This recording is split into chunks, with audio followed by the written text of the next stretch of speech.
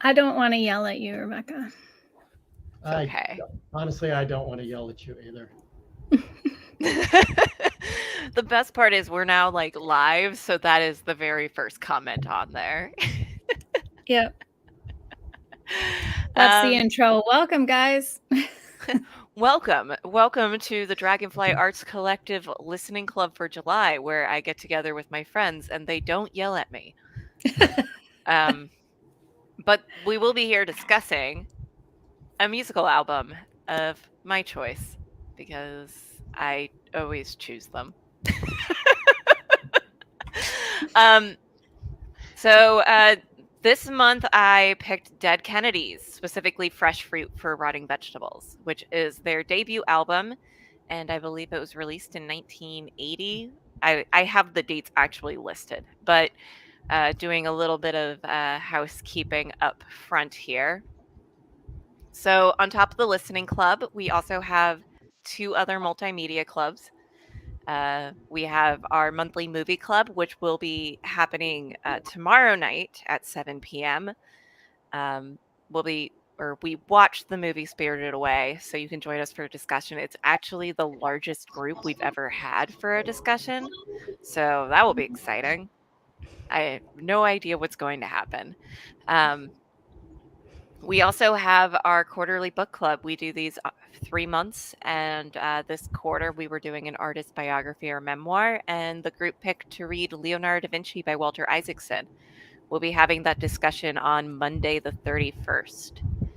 I did put up a poll for our next picks for book club. It was a very, very large stretch of time. We're going to do fiction that was published before the year 2000. And so I opened it up to the group for suggestions, and everybody just started suggesting things instead of voting on things. So I can't close it anymore. I can't close the poll, but I will be deleting any suggestions that happen after this one. But go ahead and vote for what's already up there. And I will be announcing those on the 1st of August. But like I said, we were listening to Fresh Fruit for Rotting Vegetables by Dead Kennedys. I have given up on making slides. I now just copy and paste. I just cut them out and put them on there. It's a lot easier. I was correct. It was released in 1980. Oh, and by the way, for those of you who are watching, feel free to join in the discussion by typing your comments in the chat, and we will respond to you. Yeah, and even if you're not watching them live, you can still post your comments in the chat, and we try to follow up on that when we see them later on. I am always open to discussing this pick or any of our previous picks, which you can find on our Facebook group. Indeed. So, yeah, this is a American punk rock, which I guess, Beckett, you were a punker back the day. I was a big little punk kid. I went to many punk rock shows and listened to, all the classics, including this one back in the day. All the classics. Mm-hmm. Had you listened to this album before, like in its entirety? No, I mean, obviously, I know the Dead Kennedys. They're, huge in the American punk scene. And I have heard like songs off of this album, throughout my whole interest in punk. So, but I hadn't listened to the whole thing like all the way through. What about you, Tim? Are you a secret punk rocker? I came to it later after I burned out on thrash and hardcore metal. I kind of just started going backwards and starting listening to the punk that I had been avoiding for a long time. My best friend when I was in high school was big old punker, to the point where he was almost in it in a bad way as the skinheads started getting more right wing. He fell into that for a little bit, and then he got out, which I was very pleased about. But Yeah, these songs are so super fun. It's irony, satire, and cultural criticism, and in this this very humorous kind of thing that Jello does, and it's he talks about serious stuff, but he does it in a funny way that makes you giggle a little bit. Um, so speaking truth to power. Yeah, the other thing about experiencing this album again was that I never really paid much attention to the lyrics before, so, like, when I was at a punk rock show or something, you, like, rock along to the song, you sing what you know, but you don't it's more about the experience and moshing and being there with everybody, like, getting rough and just rocking out to the music, so I never really had, like, paid attention to what it was saying. Yeah, that's always an interesting thing because punk is very, especially punk from this time frame, it's all very, very political and like it's all like kind of social commentary, but like I always have to sit and like listen to it, and so it makes sense to me that like I feel like punk culture, like it takes a little bit of time to like get used to the satire of it almost, because the songs are all very, very aggressive and make you feel very cool while you're listening to them, but like the messages are also extremely important. Um, I came to punk exactly that way. I had a few college friends who were big into punk. They were big into like the Descendants, which I think the Dead Kennedys actually influenced a lot. Um, and I never quite got it, and then I thought it was really cool because everybody just kept talking about it, and I like to pretend like I was cool like them, and it's something that I didn't quite appreciate until I was much older. Um, I have listened to this album all the way through before, but whenever I do albums like for this club, I always like have the lyrics, so I'm reading the lyrics and it's a different experience, especially for the Dead Kennedys. Mhm. I Um, agree. yeah. All the punk bands were angry, but I think what elevates the Kennedys is that there's a much greater intellect behind the lyrics than you see in most punk bands, and that's where they're really influential. Is the high intellectual level of the lyrics. Um, there's uh, there's a lot of beef behind the anger there. There's also a high level of musicianship that you did not see in a lot of punk bands back then. East Bay Ray is one of the finest guitar players, as a rock player, extremely versatile, can play anything.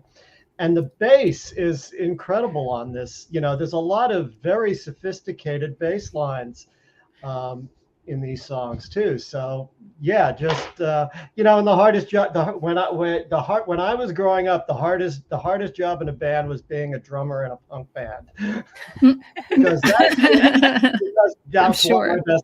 my best friend Rob played. He was a drummer, and I swear to God, he must have lost 10 pounds every time he got done with a show because he was just pouring sweat. It's hard to play that fast, that hard for an extended set. Mhm. Yeah, which, I'm sure lends itself to how most punk songs are so short. Yeah. And all those guys were skinny as hell back then. Yeah. Um, so there's actually a documentary that was made. I don't know when it was made. I could probably find that out pretty quickly. Um, that's about the making of the album and like kind of the start of Dead Kennedys. Um, it was like Fresh Fruit for Rotting Eyeballs was the name of it. But one of the things that they were talking about was like trying to find drummers for the band. Well, specifically, first off, they couldn't play at a show at their like the local punk club that they said multiple times, and I can't remember for the life of me because it doesn't sound like a punk club.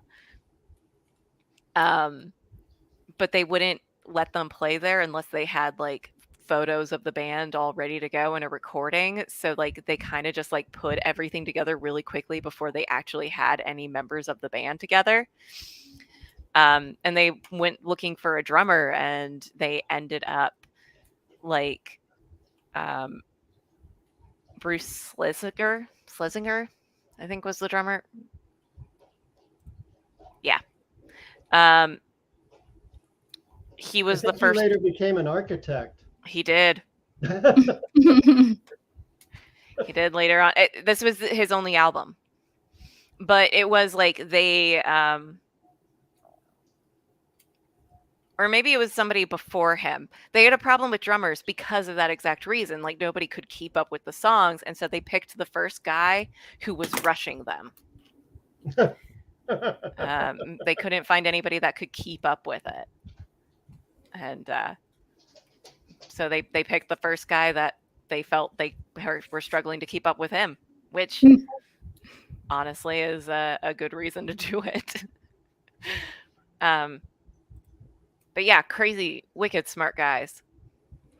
Yeah. I mean, it's interesting because all punk rock is like a pushback against, you know, the establishment, and in its essence, because of that, very political by nature. But like a lot of them, like you're saying, Tim, don't have the intellectuality behind their lyrics that this album does. And like looking over just the depth of the satire on, like, some of these are like multi levels deep. Like you had to know the reference to the reference to even get what he was saying. Yeah. Hold on. I always have to ask my other question of, well, what was your favorite song on the album? Chemical Warfare. I like Funland at the Beach because every single time it starts, I'm like, what is this? I like the bass line on it. Kill the Poor is a great way to open an album too. Yeah. It's a great track. song. I love it's just like an introduction. It starts with it. You're just like, what the hell is this? I feel like it kind of makes you want to listen to the lyrics more. And I guess there were some political leaders who didn't understand that it was satire and really liked the idea.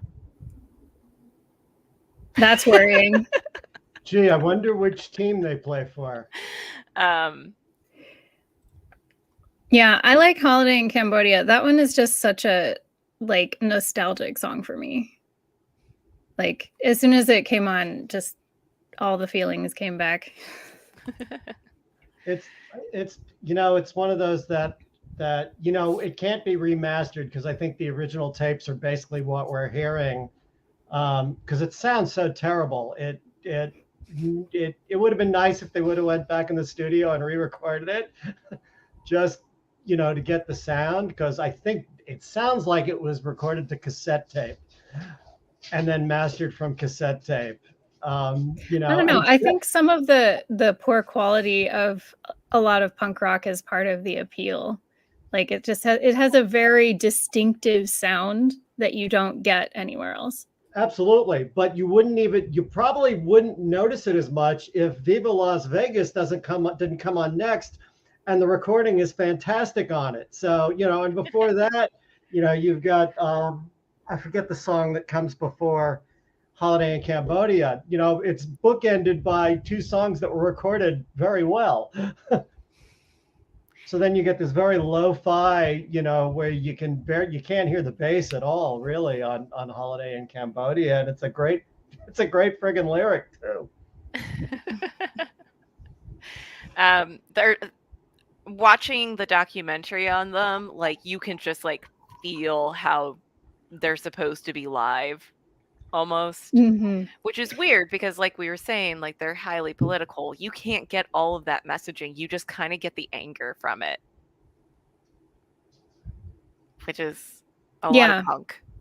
Yeah, because like I said, like going to punk rock shows, you're not really paying attention to what the lyrics are saying. You're just rocking out and moshing and shaking your head, and like maybe you know the chorus, or once you've heard it a couple times, you sing with it, but like that's it.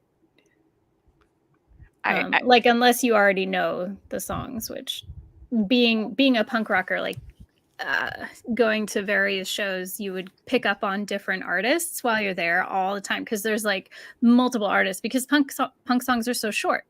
So like you have a couple of opening bands, and then you've got your headliner, and then maybe sometimes even a band after that. So like it's just ongoing. So you're picking up new music the whole time. So you don't necessarily know all the artists that you're going to be seeing. Mostly I want to talk about Jello Biafra, who is the lead singer and the person who I think writes most if not all of their lyrics. I want to talk about his mayoral campaign because it's the funniest thing to me. To set the stage of, you know, their politicalness, this is actually like a journalistic image of after Dan White, I guess that's his name, the guy who murdered Harvey Milk. He got taken to trial and was given a lenient sentencing on it, and there were riots afterwards, and this was one of the photos taken from the riots, and this was something that I think really, really inspired them. He actually, like I said, dude's really, really smart, and but also a punker, and had some of the funniest platform ideas accompanied by some of like really, really great platform ideas. And it's just like one of those things of just like watching somebody with great ideas just get filtered in through, like you're just picking up the pieces of that you think are funny, sort of thing. Yeah. Well, but he finished third in the race. Like, I'm sure, you know, it's not like he was a throwaway candidate. If he had run again, he may have actually won it. Well, finishing third is still, like, especially back in the day. And it's also really funny because, like, they're doing, I'm like, have like 17 different thoughts, and I need to funnel them back together here. Yeah, they were very, very angry at the government, and like you kind of watch what was happening in the government at the time, and like the things that they're really upset about, and it just like feels like the golden age. Like if only they knew what was to come. Yeah, it everything that they're so upset about just seems so menial now. One of his platform ideas that I actually really, really like was he wanted for a police officer to be a elected position, so that you had to like rerun every like 4 years or so to be a police officer. And I'm like, honestly, I kind of agree with that. There needs to be something in place so you can't have generational. Yeah, well, I mean, we do that for sheriffs, but yeah. Well, just for the head sheriff. Yes. Yeah, that's what I mean. Yeah. He got 3.79% of votes. But one of his main platform ideas was erecting statues of Dan White, who the Parks Department would sell eggs and tomatoes so the public could deface the statue, while also making money for the Parks Department. And rocks. He wanted to have rocks available too. Rocks would be easier. You could just like go and like pick them up afterwards and put them back. Hey, that's what I want to see. Put up a statue in my local park of somebody who's very detestable, like Derek Chauvin or something, and just let me take out all my frustrations on it. Like Donald Trump. That would be great. Like I want to throw. It would last literally an hour and it would be gone. Yeah, I want to throw glass bottles. Can we arrange that? Can we put up like a Trump statue and why glass bottles? Because I love smashing glass, and you don't get enough of an opportunity to do that. Seems like it's more work for the Parks Department. What is that about, Beckett? Look, it's about? The punk in her is coming out. I was a very angry kid. This is part of how my catharsis was through punk rock and smashing glass. You and a lot of people. Although I do feel like, I mean, all of the Purge movies that come out, and they're just like, yeah, we can create a great thing by just letting everybody get their anger out. I feel like this is just one step beneath that of just like, no, you're Okay, just but allowing people to face things publicly, and it's really that's cathartic. that's very far removed from murdering people, though. Well, yeah, you're stopping the people from murdering them by Yeah, allowing we would them have. to deface a statue. I mean, in all honesty, there would probably be less, violent assault going around if that were the case. But people really latched on to like his ideas. He wanted all businessmen to wear clown suits while within city limits. And he wanted a citywide ban on cars and hiring workers who had lost their jobs due to a tax initiative to panhandle in wealthy neighborhoods. I like it. That's why they started gating their neighborhoods.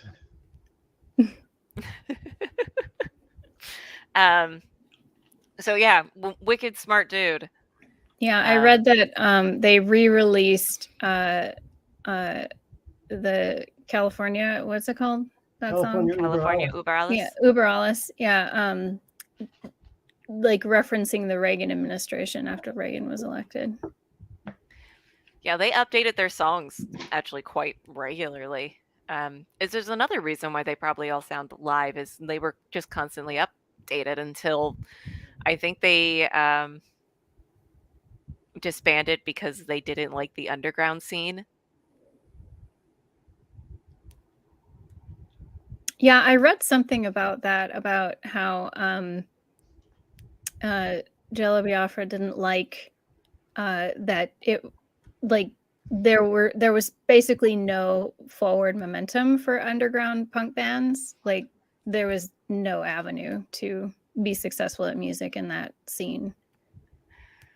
Yeah, it was I don't remember who it was. But like a lot of people who got into punk initially started hating it. Like that was how you got in. You were like, what are these idiots doing? Wait a second, this is actually something. Yeah, I think Jello's issue, and probably Ray, was the thing that I talked about with what Rob started moving away from punk. My friend, was that there was some neo-Nazi stuff that was really starting to infect the punk movement in a bad way, and I was outside looking in at the time, so I can't really speak to it. But I would imagine it would have been worse if it wasn't Los Angeles, California. But we did have there was a punk movement in Orange County, and some of that punk movement would come out. Some of those people would come out here to LA, and I would imagine that a lot of the neo-Nazi shit that we got probably came out of Orange County.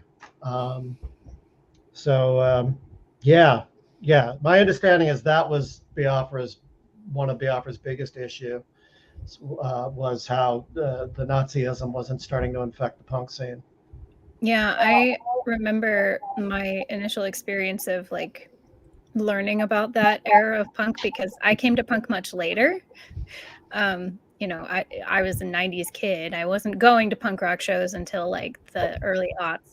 So like that, I was quite a few steps removed from all of that, and just reading about the history of punk and then how the neo-Nazis were like really drawn to it. I mean, I guess it makes kind of sense because it's an angry style of music and they're obviously angry people.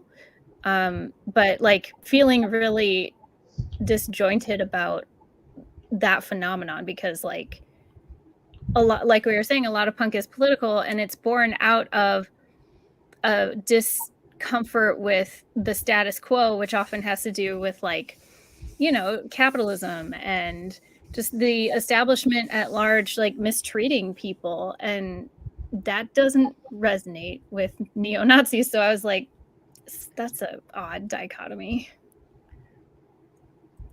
Yeah, I mean, it is just angry people finding a place to be very angry. Tim and I have actually talked about this before, but somehow that doesn't move over into metal quite as much, and it feels like it should.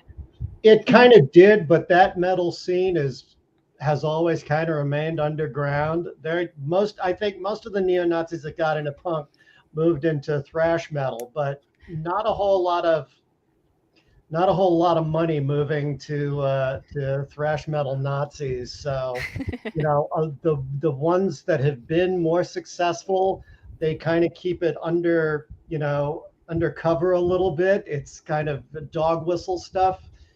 Um, because from my experience, you see more Nazis, neo-Nazis, semi-Nazi stuff in the on the outskirts of thrash metal, where punk and metal really start to meet. As a matter of fact, I think the original singer for Iron Maiden, Paul Di'Anno, he kind of went that way. I haven't paid attention to what he's been doing since he left Iron Maiden, but my understanding was he was dabbling in some of that neo-Nazi shit. Yeah, I never really got into metal. Metal is less political, but it sounds just as angry. And in my experience, people who are very into metal are very good at directing their anger at like very specific things. So they tend to be some of the nicest people I've ever met. Much better, I guess, at when I picked this album, I was so shocked that you picked this album. I actually want to talk to you about that, but I wasn't sure if I wanted to do it like on the call, because you were just like, yeah, I was surprised when you picked this album, but I'm always surprised when you pick an album. And I'm like, what kind of albums did you think I was going to pick? Well, this was the most surprising out of all of them. I mean, the first one you did was Keith Jarrett, which I'm like, what? Who is this woman and where has she been all my life?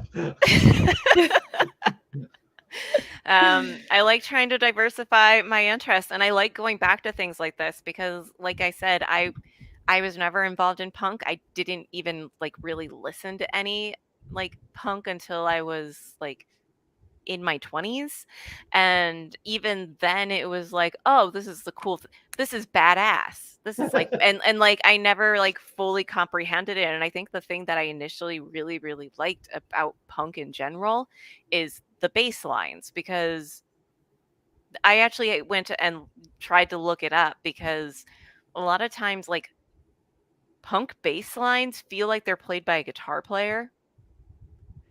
Like it's not standard stuff. It's going from like kind of like more blues players, kind of somehow that transitioned into like punk sound. I don't exactly know how. I actually know very very little about punk music.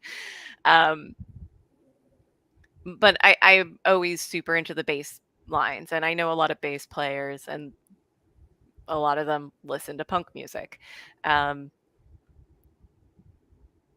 Yeah, I feel like in punk music versus like traditional rock and roll, you get a lot less like guitar solos and more bass solos, and like bass lines leading the song versus, and then the guitar is really just like a rhythm on top of that. Yeah, I mean, punk is really riff driven because it's mostly about fast rhythms. So it's, occasionally somebody will pop off a solo, but for the most part, and that's what's remarkable about bass lines, because the bass player in a standard rock and roll band, given the chord changes in these tunes, would just sit on roots all day. What do we play?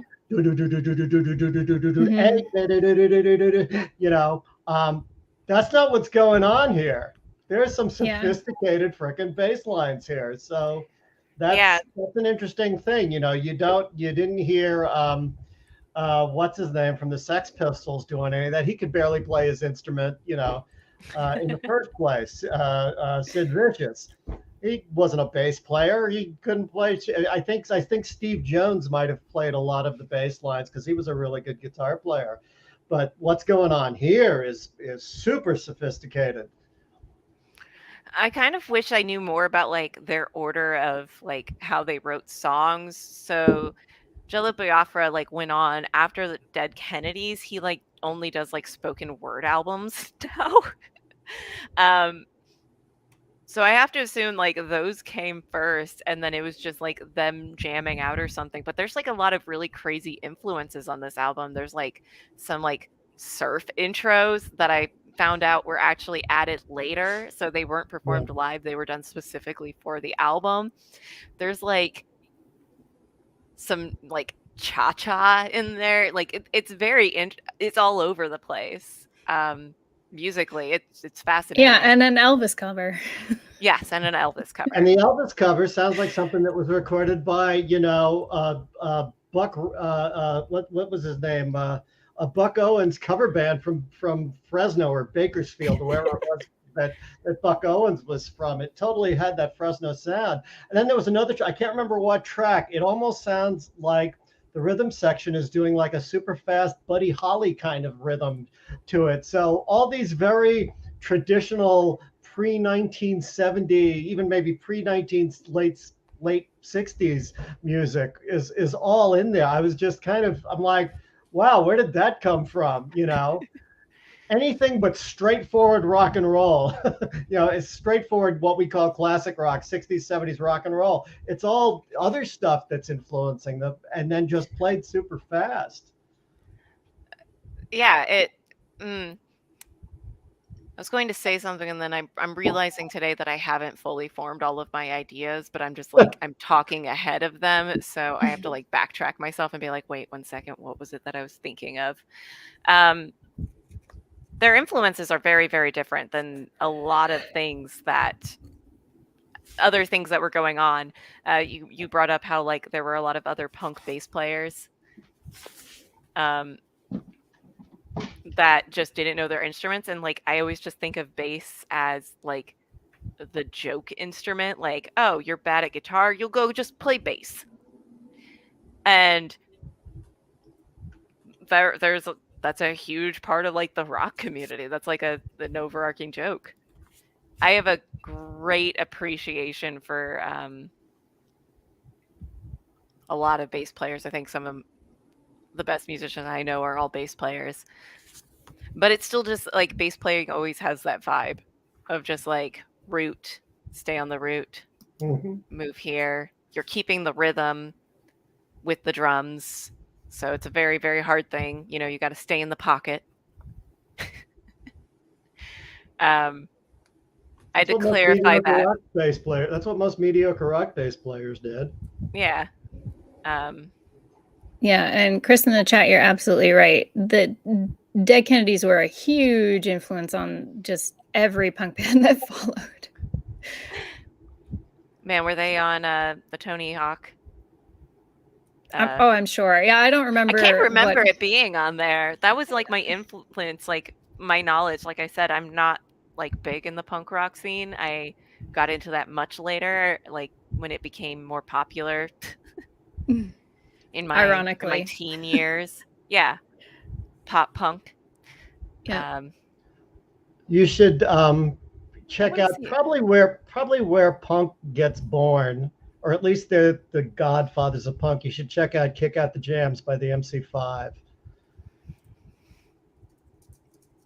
Wayne Kramer, who was the guitar player, incredible musician, he's touring now with an MC5. I think he calls it MC50.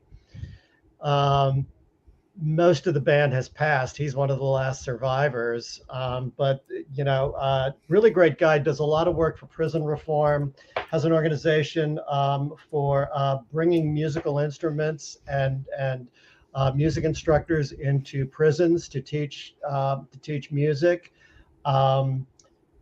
Really, really good guy. Released some great solo albums in the 90s with who I forget. What was the name of the label? I think it was Enigma Records, and one of the great punk producers produced him. But check out Kick Out the Jams by the MC5, and you can hear where this all starts. Unless somebody correct me if somebody started it before them, but it pretty much starts with the MC5.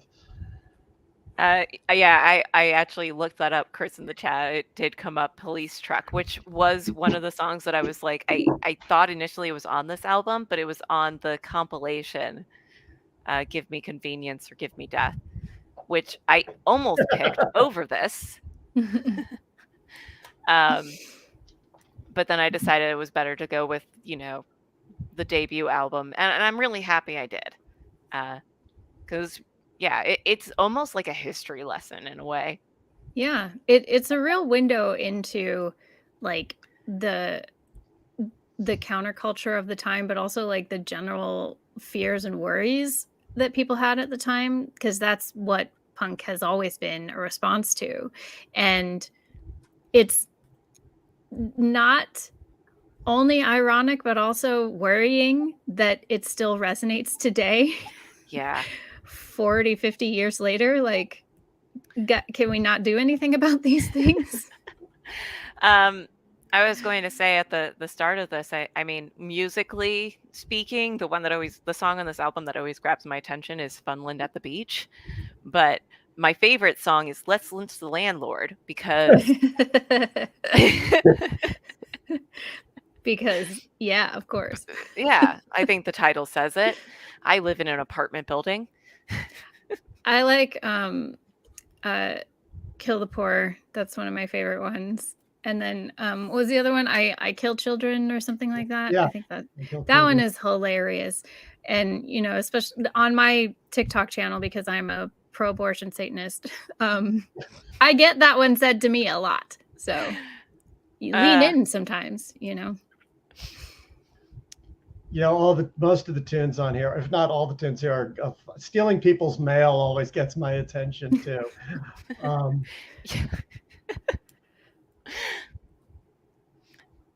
They're nice, short, concise tunes. Knock it out in 2 minutes, 2.5 minutes. I was just thinking what you were talking about, it being a window into what was going on, and I was thinking about it today. You have to remember that these songs were written before Reagan wins. Yeah, that's true. House. So that really gives you a sense of what was, well, at least what was going on the coasts. New York and LA had big punk scenes. I can't speak for Middle America, which are the people who put Reagan in office more so than the coast. So. Well, and I mean, when you think about it, before Reagan was president, where was he the governor? Right. So, it would make sense that people like Jello would write about issues that California was facing at the time that led into a whole just national teardown of our entire, public support institutional system. I was trying to find the actual image I was thinking of. One of my favorite things when I was like looking into Dead Kennedys and like the way that this album was made was just like them tricking the system in terms of like using their images, because like I said, like this one is an actual like journalistic image that was taken of the riots after Dan White was, but all of their things are like political statements on that. I Kill Children, their single was like taken at like a political convention, and they changed one of the banners to say it's either I Kill Children or Kill the Poor. I think it makes more sense for Kill the Poor. And they argued it in court for so long that they finally were allowed, like they finally agreed to take it down because the single was already released, so they didn't need to do the advertising for it anymore. So it didn't matter what happened with it. But one of my favorites was they have a really famous, like I know I've seen it before and I can't figure out what it was on, but they initially had a like cover image and it was like an old 60s like kind of blues band, and they like crossed out all of their eyes and like wrote under it, and the band got in touch with them and was like, we don't agree with your message and we're going to like sue you guys because we don't want to be aligned with this. We are good Christian people. And they like went into these people's like background, and they found out that the initial album that they had recorded was recorded at a place called Voodoo Records. And they were like, well, voodooism is very, very anti-Christian. Like, and so they ended up like not having to pay them like $1 million for using their image illegally. They paid it like $2,000 because they essentially blackmailed these people. And I have Yeah. great appreciation for that. I mean, fight fire with fire. Yeah. I'm sitting here looking at the lyrics for "Kill the Poor." Is everybody familiar with the famous Jonathan Swift essay called "A Modest Proposal"? Yes. I was reading that that's what it was a satire of. Yeah. I love a modest Which proposal. which in itself was satire. Yes. And Yeah. which Yeah. at the time was also misconstrued by certain political actors as actually, serious. Yeah. Some people lack critical reading skills. Especially conservatives.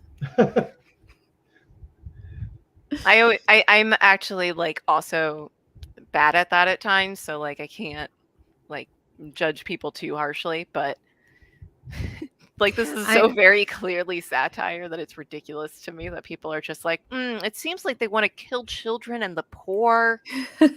And lynch the landlords. Yeah. And steal everybody's mail.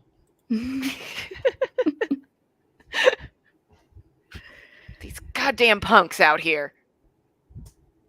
Yeah, it seems like this is a pervasive issue that bleeds through all of our culture through like forever and always. Like I was just listening today a critical analysis of Ben Shapiro's review of the Barbie movie.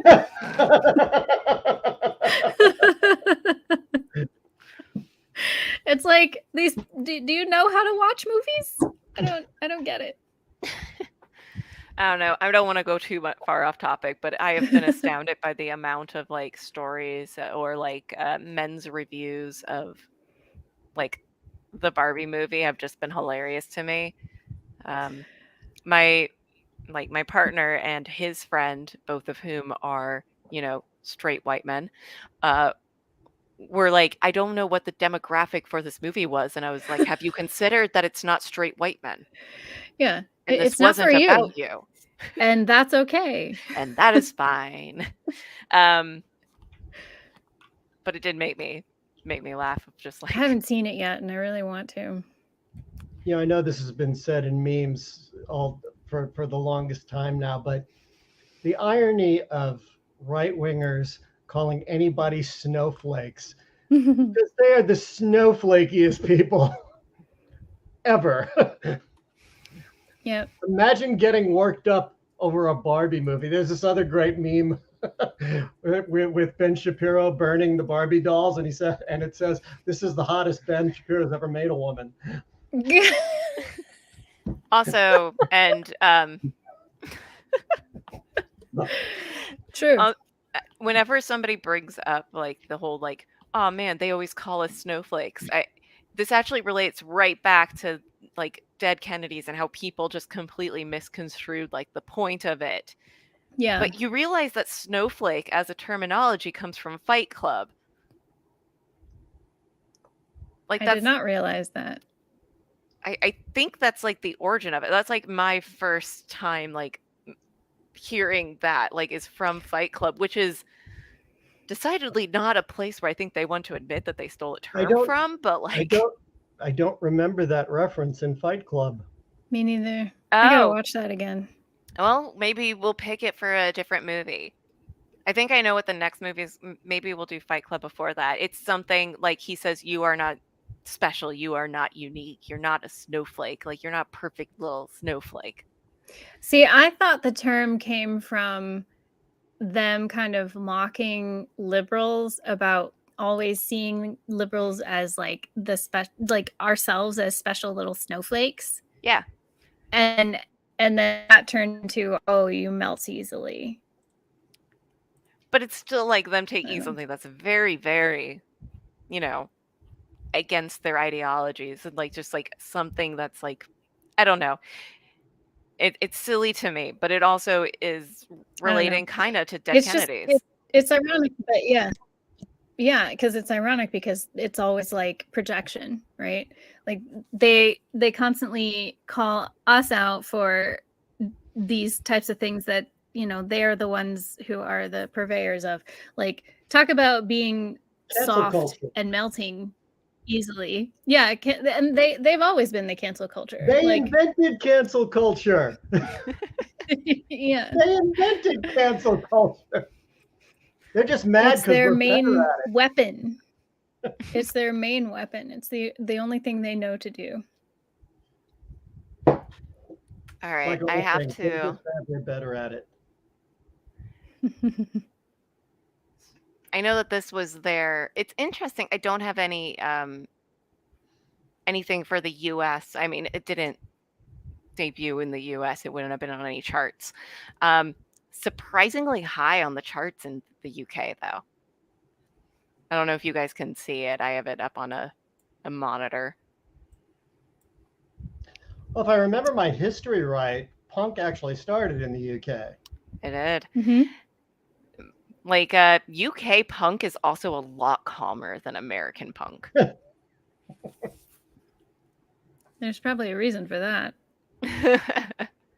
um, But yeah, I was reading how Jello Biafra was surprised at the following that they got in the UK, and were not really able to get much traction here.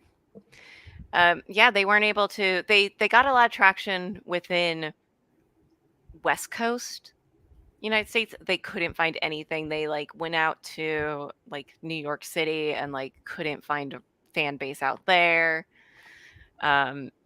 Mostly it was just like Jello Biafra just getting really angry at people for not paying attention to them and throwing drinks at them, and then them beating him up, and then a cycle of that. But yeah, the UK, and this is something that I thought I would bring up earlier, is just like American punk versus UK punk. I had we did a thing in my film club about 2 years ago. We did a thing on and it was my idea and everybody liked it, so we did it on British kitchen sink films, which is post-war films about the economic situation in England and what it was like for people down in the street. And I think the reason that punk took an early hold in the UK is because the UK had when United States, we bounced back from World War II economically almost immediately. There was very little to complain about in the United States if you were a white person. There was very little to complain about in the United States after the war. You know, yes, we had poor people, but it wasn't, you know, the British had the rich and the poor. There was no middle class.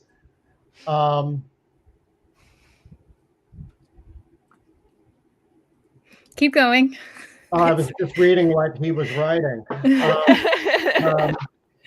So, you know, the first time we hear of punk in the UK is when the Sex Pistols, you know, hit. But how long was punk going on in the UK before the Sex Pistols hit? I don't know. I don't know the history of punk.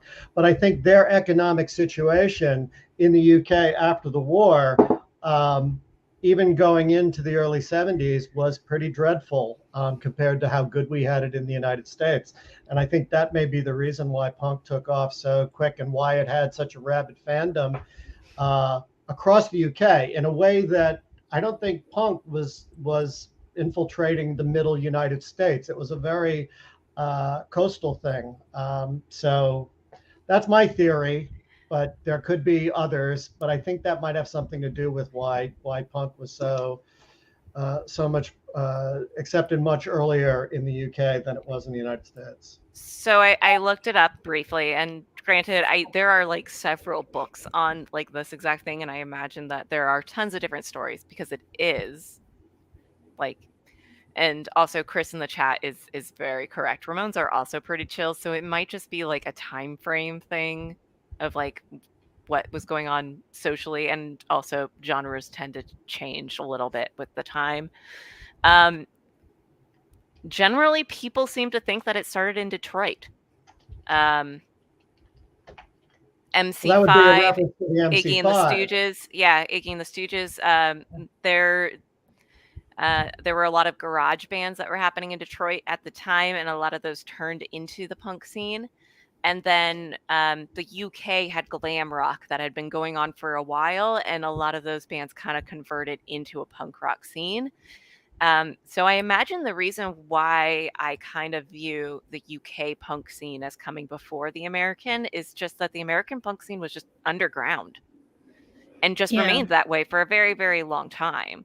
Whereas in the UK, they probably toned down glam rock into punk rock.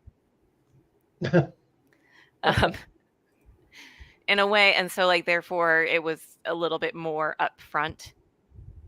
Yeah, I think that's also just a conception that people hold about music at that time, is that it was begun in the UK, because you hear that all the time from people who, followed punk. So I guess it's a misconception. I don't think there's any one answer. I think that it probably started in a bunch of different places and all came together. At some point, I don't think it was a lot of genres. It's like this person started playing this and it influenced this person until like it slowly turned into something that was a genre. And it kind of just seems like punk rock specifically like was a bunch of people playing in their garage. That is really makes sense when you listen to punk rock music. But I mean, glam rock had been going on in the UK for a while at that point. And also, I think music in the UK is just less underground. America has a lot more garages. That's true. It was bigger in the UK earlier. Yeah, I think that's probably true, because that's probably where that misconception comes from. And I mean, and arguably, it's like, could we view it that way anyway? Because if it did become more popular in the UK first, like, isn't that kind of like it broaching onto the scene of popular culture? I don't know.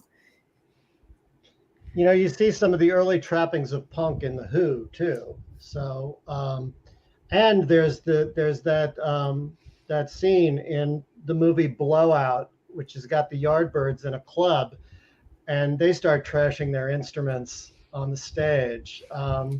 So, and that movie's 1968. The Who's first record came out in what, 67, 68? When's the first Who album? I have so many tabs up on my screen right now. My Generation came out in 65. Yeah.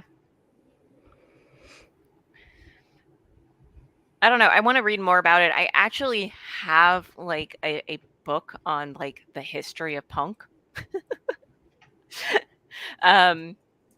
That I should probably, I'm inspired to, read it, but I also have a very, very long list of books that I want to read. I have a hard time with nonfiction. I would watch a documentary. That sounds like a very interesting one. So, Kick Out the Jams from MC5 came out in 69. All right. Wow, Yeah, that's early. Well, this is what, according to Wikipedia, my Wikipedia research, is considered one of the first punks. Like, yeah. So, yeah. Yeah, that's a lot earlier than I would have thought. But the MC5 and Iggy and the Stooges were a lot more, for lack of a better word, underground at the time. It wasn't like there was a national love fest for, these two bands. They were very much urban bands, that were playing the big cities. And it's just funny. It's this funny thing. I've heard early Bob Seger stuff referred to as punk or punkish, which is hilarious because there's nothing punk. It's very Detroit, Motor City stuff, which is, Mitch Ryder, the Detroit Wheels, that kind of thing. But it's certainly not MC5. So I don't know where that kind of idea came from. The idea of Bob Seger being punk is just absolutely hilarious to me. Well, yeah, Rebecca has talked on this little program before about how music genres are just kind of totally arbitrary. Yeah. So, That's our friend Miguel's big thing. Miguel used to work in a record store, and he was like, "Yeah, we had genres just so we knew where to categorize music. None of it meant anything, though." No. Um, so yeah, where do you define that punk starts? You have to come up with a definition of what punk is. mhm. I mostly talk about the fact that like whenever I get like my Spotify Wrapped at the end of the year, it's like you've listened to like 1,200 genres, and I'm like, what? I didn't even know there were that many genres. When I went to put my album up on the streaming sites, the question they were asking me, so what genre was it? I'm like, okay, it's ambient, and I'm looking, and there is no ambient. There's chill, and there's atmospheric, and there's all these things that are not necessarily ambient and downbeat. I was like, none of this stuff fits, and they still make you categorize it, even if they don't have a category that fits your music. So Yeah. it's really, and you can't say classical, because if you say classical, Apple won't take it. Interesting. Now they have a new classical streaming service, and that will take it, but you can't get it on the regular Apple Music thing. Oh, that's dumb. Well, that's weird. Well, it's time for us to start some fusion classical and see what they do with that. We are coming up on an hour here, so I do want to start thinking about wrapping it up. And any final thoughts? I just want to express again that this was a real kind of journey back in time for me. So thank you, Rebecca. This was a lot of fun. I really enjoyed listening to this album again. Yeah, I enjoyed listening to it while reading the lyrics, and like I had to go back through the songs multiple Yeah, times. me and too, and realize actually pay how much attention. I missed like the first time. Yep. So yeah, I'll announce our next album on August 1st. I don't know what it's going to be right now, so if you have any suggestions for me, please let me know. And I hope that you enjoyed listening to the music. Yeah, and we'll see you guys next time. See ya. See ya. Bye.